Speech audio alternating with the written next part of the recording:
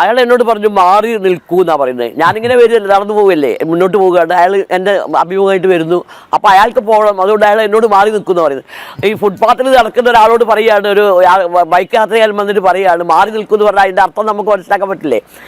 അപ്പോൾ അവരവകാശമാണ്, അത് നമ്മുടെ അവകാശമല്ല.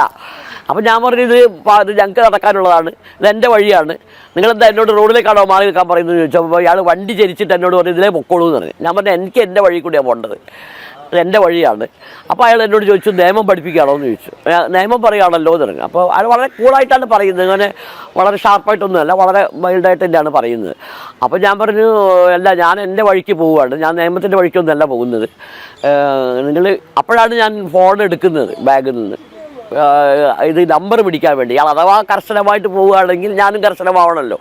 അപ്പോൾ ഞാൻ ഈ ഫോൺ എടുത്തപ്പോൾ ഇങ്ങനെ പിടിച്ചു, ഫോൺ എടുക്കാൻ വേണ്ടി വീഡിയോ, എൻ്റെ ഫോൺ വളരെ മോശമാണ്, വീഡിയോ ഒക്കെ എടുക്കണമെങ്കിൽ 1 മണിക്കൂർ എടുക്കും.